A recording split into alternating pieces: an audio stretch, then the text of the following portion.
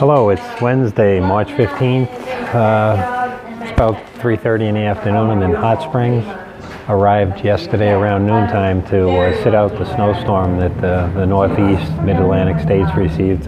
And down here they got about a foot at elevation, and we wanted to get off the mountain before that because it's difficult just hiking in the rain with slippery conditions. With the snow, it's just that much more difficult. So, lots happened. We left Fontana Village last we spoke, and we entered the Smokies. We had a permit that allowed us 7 nights, 8 days to get through. It actually took us 6 days to get through. And out of those 6 days, only 2 days were clear weather. They're actually spectacular, and lucked out in that regard. One was to get up to Clingman's Dome, which was spectacular. And the other was I had a resupply with my brother and his wife, and they put on quite a spread for everyone. And that was a beautiful day as well. Other than that, though, the Smokies were pretty challenging. 2 straight days of climbing. Once you enter, it's just straight up for 2 days. So 10 hours a day climbing, that's all you're doing. And that kind of gets old fast. So you'll notice in some of the video clips that I sound like I'm huffing and puffing, like I'm a 10-year smoker. It's not that at all. It's constantly hiking uphill, stopping to take a quick video and talking. It's also, I'm a sea level dweller. We're up at around 6,600 feet, so the air is thin and it's just a little more laborious to just to breathe and catch your breath. So once we got up there, the first day in, weather was not bad until we arrived at Molly Ridge Shelter, and the wind started cranking, really cranking, and we were lucky to get in the shelter. There was plenty of room the first night, and it was very nice actually. Fire, I have some video clips of it inside, and good people. When you go through the Smokies, no one's allowed to be in a tent. You have to be in the provided shelters. However, if more people show up than expected and exceed the limit of the shelter, AT hikers are expected to leave the shelter and tent outside. Through the duration of the trip through the Smokies, it was really rotten to be outside at all, and luckily none of us had to be, so I'm grateful for that. Smokies, complete different forest, something I've never seen. It's a lot of rain, so the vegetation's all green, ferns, moss. It actually looks like a dying forest in some ways, and I believe that is actually the case. Trees down everywhere. I mean, you don't go 30, 40 feet without seeing a lot of trees down. Also, there's a F4 Phantom debris just off the trail. You could see it from the trail. Apparently, the F4 crashed in the 80s. Both crew members were killed in the crash. I don't know the circumstances, but there's debris all over the place that's still up there. Clingman's Dome. The elevation is 6,643 feet. I thought that was the highest elevation in the East Coast. So it actually, I believe it's the second highest. The first is actually Mount Mitchell, which is probably 40 miles away from Clingman's Dome, which has it by 41 feet. It's 6,684 feet high. But you're up there. The views are generally spectacular.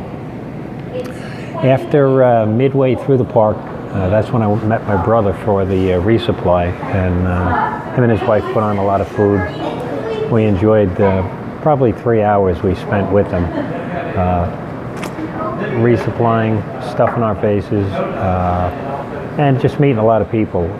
Throughout the Smokies, the entire week, it was spring break for the colleges, and a group that kind of hung with us was Virginia Tech. It was the Virginia Tech ROTC, and they seemed to be on the same track that we were in terms of mileage each day, and we would meet up with them in the evenings. They were a lot of fun, and very good people. Enjoyed their company. They also, you'll see in a video clip, are offering us food because they brought in more than they needed, which I declined because we had food waiting at Newfound Gap. So I didn't take them up on the offer. But I got to tell you, later that day, after I left Newfound Gap, that was another hike and climb. It was all the way up for the entire day. I don't know, probably 2,000 feet, but it was just continuing going up. And the only thing on my mind was the offer that Virginia Tech gave with the food. I saw some gummy bears there. So when I got to the shelter, I asked the guy, is that offer still good? He goes, yeah. So I got a nice bag of gummy bears, which did the trick. So thanks for that. After we got out of the park, we had seen it all: rain, snow, sleet. The weather's vicious. It changes on a dime, and you'll see some clips of the weather. The wind's just raw, very dangerous to be out if you don't have the right outerwear. You could get yourself in serious trouble fast. Everyone that I saw was pretty much just shelter hopping, just going from one to the next and trying to make it. But it was extreme conditions. I was very surprised. And on our last day exiting the park, while we were descending, that's when the snow started to come that night. And we made a decision to go to a hostel, which is called Standing Bear Hostel. And that'll be part 2 of this week's video. There was just too much material to put on this one, so I'll have a part 2, which will pick it up at Standing Bear, Max Patch, and where I currently am at Hot Springs. Can't think of anything else. I'll go to the videos. We'll see you later. This is Fontana Lake. We're approaching the dam with great excitement. Across the dam, and I believe we sign into the Great Smoky Mountains, which is pretty cool. They get a annual rainfall at the higher elevations of, I think, 85 to 88 inches a year. That's a lot of water. And at the lower levels, lower elevations, about 55 to 59 inches. So that's quite a bit. The temperature at the top of Clingman's Dome, which is the highest mountain on the East Coast, has never reached 80 degrees. So that's interesting. Anyway, check back later. Approaching Fontana Dam now. This is this dam and watershed. It's the largest watershed of the Tennessee Valley Authority, which was created during the Great Depression to put people back to work. And this was an opportunity to take care of a lot of flooding in the early 1900s. So this is part of a flood management project. And typically these sites provided not only the staff, but lodging for the staff and food as well. They were like little cities in their day. It's at the same time the Hoover Dam was built, I believe. Pretty quiet today right now.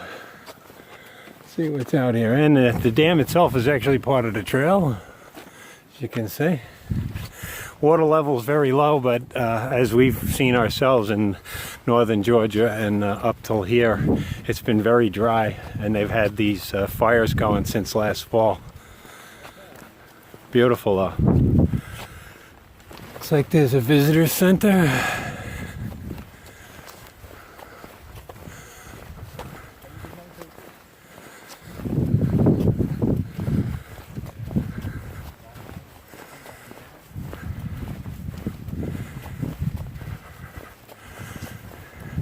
I just have this fear of losing my camera over the side, so I got to be really careful when we get on the dam.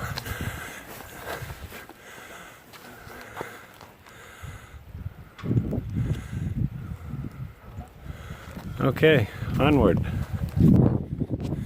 Okay, let's take a look at the dam, and don't forget, don't drop the camera.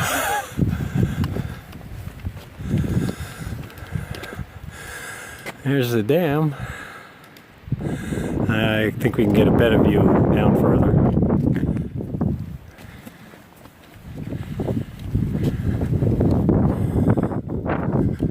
And of course this is a hydro project, so it produces electricity.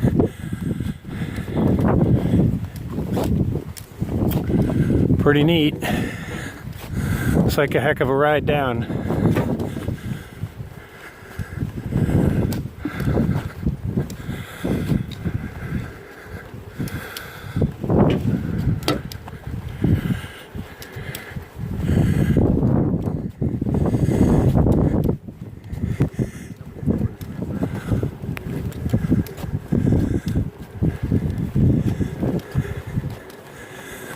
Very nice.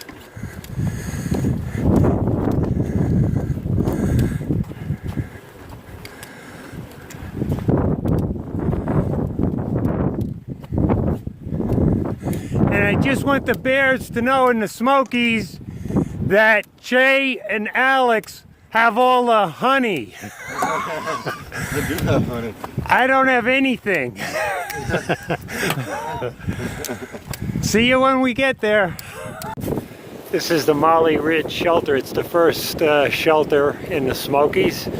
It sleeps 12, has a fireplace, awning area here for eating, and during the winter months the Park Service puts up tarps in the front to block the wind from getting in, and I don't know if you can hear it, but it is howling. So there's the tarp. They'll be taking that down in a month probably, but got some eager beavers that are going to get a fire going, and my bunk is number 2 next to the fireplace, and I have no complaints about that. Okay. The really high-end stuff, he had Tuscan beef stew with polenta, and he could only eat half of it, and he tossed the other half to me, and it was restaurant food. Like it was like restaurant food quality. I don't Nice know. fire in the Molly Ridge shelter. Swarming it up nice. Yeah, I don't. He did a good job on that. He's an older guy, you know, is well educated. He just kind of goes, well, they are. And there's Alex. He's fried. Of course, the fire's going to put him to sleep. And I'm right next to Alex. So it's going to be a toasty night. Got a second floor bunk. And a lower bunk. Nice job. Yeah. Looks good. We will in a second. We just need hot chocolate and marshmallows. I already had my thing with Lando. Tuesday, March 7th, Molly's Ridge. Winds all night, 30 to 50 miles an hour. Didn't stop. They're roaring right now. We're heading north. They say this is what you get up on the Smokies, so I'm just grateful it's above freezing. 12 miles today. The shelters here are incredible. Fireplaces. This one slept 12. There was at least 10 people. There may have even been 12. But they had a nice fire going. Someone was playing a mini guitar up in the loft. It was just a nice night not to be out in a tent, because probably wouldn't have got any sleep. Anyway, check in later. Quite a spectacular forest floor. Brilliant greens, ferns, moss on all the trees. It's beautiful.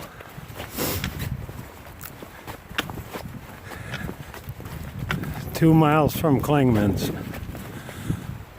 The temperature at the top of Klingman's has never reached 80 degrees. I don't believe it's ever been recorded to have reached 80 degrees. It's pretty neat considering you're down in the south. Whew. Nice walk through this forest. Very cool, which feels good. We endured heavy torrential rain yesterday, and it just kept getting worse as the day went on. When we finally got to the shelter, everybody was thinking the same thing. I believe the shelter we were in was rated to hold 12 people, but last night there was probably 25 people in that shelter to get out of the elements. And one hiker not with our party was starting to suffer from the early effects of hypothermia, and he was uncontrollably shivering, and then he couldn't move his limbs.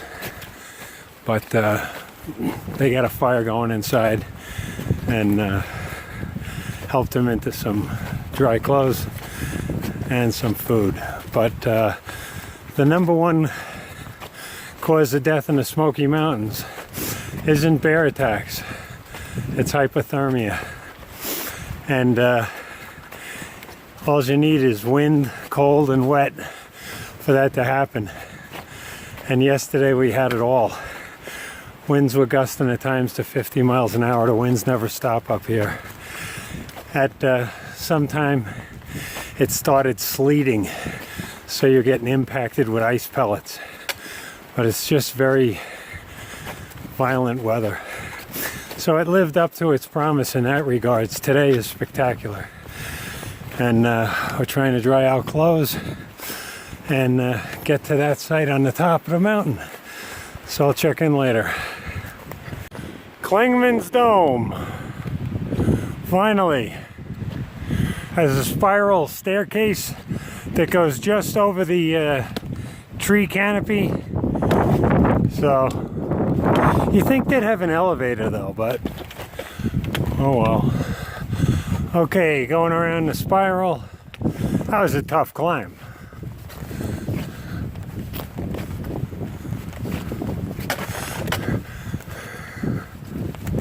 But thank you, Lord, for this day, because it is crystal clear.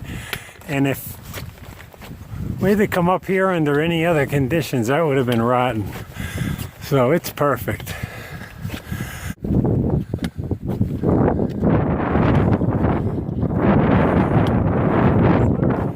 Oh yeah. It's windy up here. Yeah, it feels good right now. Okay. What do we have here? Where we come from? I couldn't tell you. Here.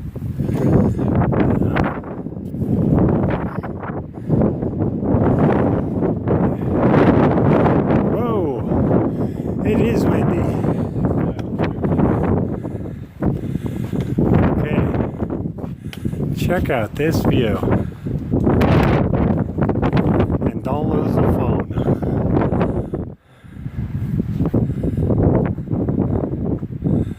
Amazing. It's like you could see almost 100 miles.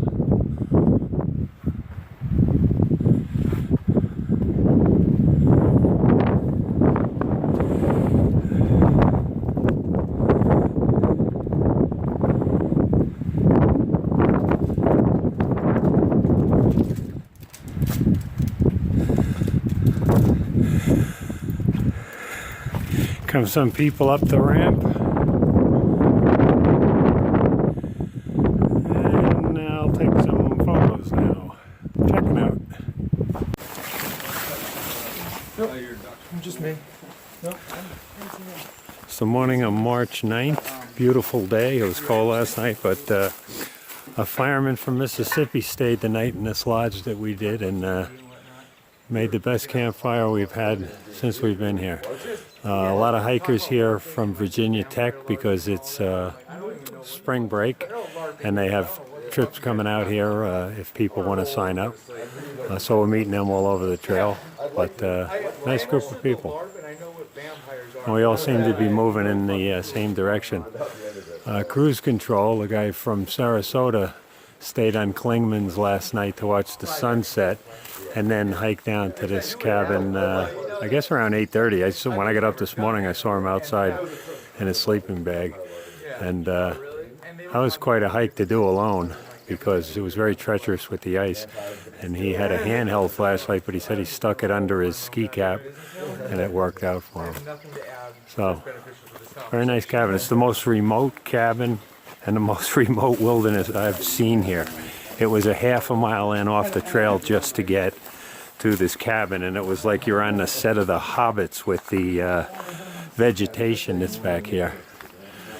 And right now I gotta get my food bag, which is up there, and we're going to meet my brother at Newfound Gap, which is about 5 miles down the road. So that'll take just under 3 hours. Okay, checking out. This is the Virginia Tech crew, right? Yeah. Virginia Tech has a huge presence on the Appalachian Trail. We all stayed at a shelter last night. And they have good taste. They have Osprey backpacks. They don't have the one and done Z packs. So anyway, how far are you guys gonna? Oh, you're going. We're going to Pex, then we're going to Cosby, and then we're done. Then yeah. We got the next morning. We're doing like 42-ish miles total. Yeah, I think we may see you tonight at the shelter. I just can't remember. We're doing a 14-mile day. Is that about what Yeah, you? that's about what we're doing. Okay, it'll be the same shelter. Well, Do you want any food? We got a bunch of food. actually, I appreciate that. My brother, this was a meet today to resupply, and but thank you, and thanks for talking with me. Yeah, thank you. Have fun. Thank you. So Joey and Mary Lou met us at Newfound Gap, and they're unloading all kinds of food and goodies and treats, which are greatly appreciated. And the day couldn't be better. If the wind was roaring and it was like it's been the last couple of days, this wouldn't be fun, but this is great. He even brought the dogs along, and they seem to be enjoying it. I think all the dogs. I think there's more dogs in the Jeep. Yeah. Spectacular, though. I'll get some shots from the lookout points later. Very nice. A lot of hikers because it's spring break. So the colleges are out, we're bumping into them. And they feel bad for us, and they're offering us food too. So, all right, checking out. Here comes Dakota and Cruise Control from Saratoga, Florida, who made a hike last night that I wouldn't have endorsed. We came down from Klingman's Dome, and it was treacherous, to say the least, with ice and mud. And we did it in daylight. He did it in the dark with a handheld flashlight, and then slept outside our shelter. But I don't want to get in your video here, but I beat him. yeah, that's my brother Joe. Anyway, tons of food. As always, Mary Lou delivers. Thank you so much. I'm heating up more food. So Tommy, you can recharge that on this. Okay. Tommy, I'm going to put this one. The park police is coming in mass because they heard there was some riffraff at the Newfound Gap site, but it's just us. We need shaves and showers. That's why they're keeping their distance.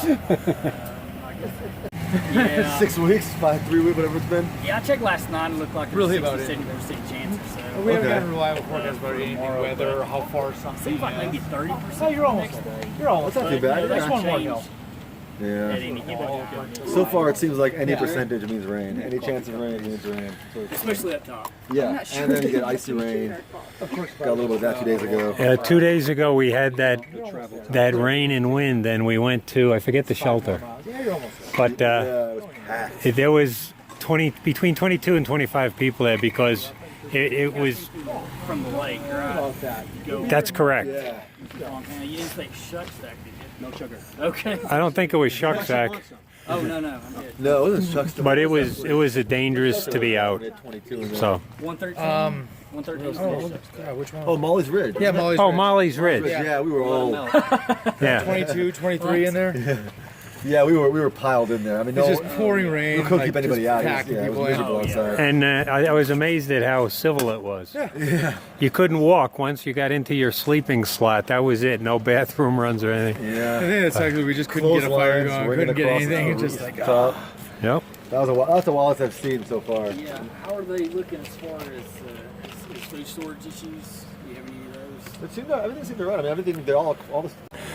This plaque up ahead is where Franklin Delano Roosevelt made his speech to dedicate this park. And looks like a great place to get a couple of photos. I don't know what year that was. One of them we skipped.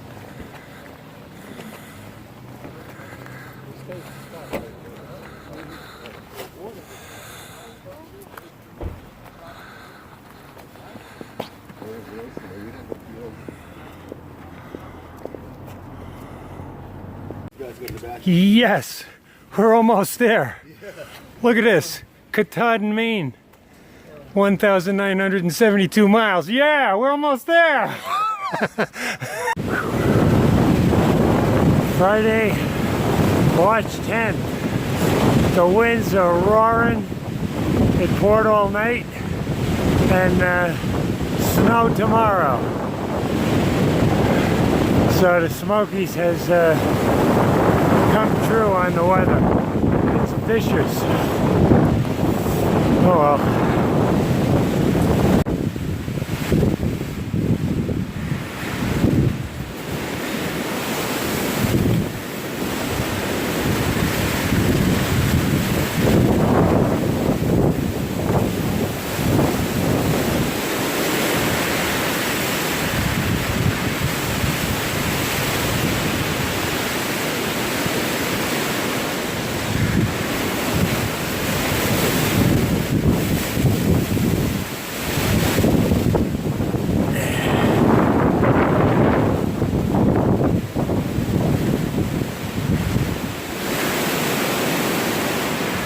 It's Saturday, March 11th on the northern half of the Smokies.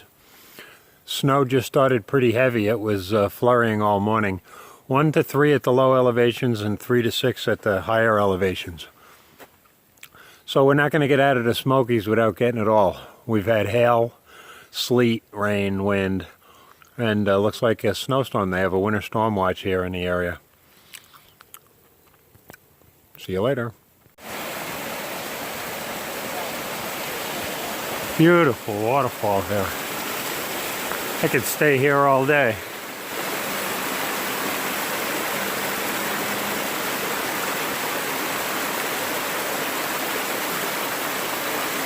And did cross the northern border of the Smokies, so no longer in the Smokies, so I actually can stay here all day, but not a good idea.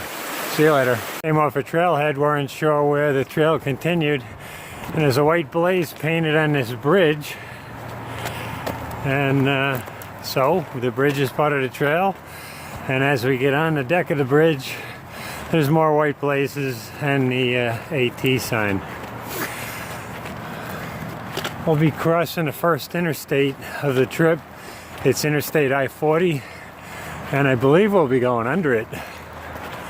I don't know how, but we'll find out soon.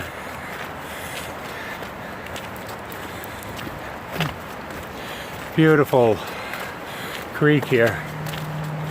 I haven't seen water flowing like this since before the Smokies. Surprisingly, with all the rain the Smokies get, all the water sources we encountered were nothing more than trickles. Very surprised because it poured every day, so I don't know where they're hiding all that water. But we exited the park, and the water's back, and it's beautiful. Okay, gotta look for those white blazes again. Checking out. Okay, the markings are good. Takes us right under the overpass for the interstate.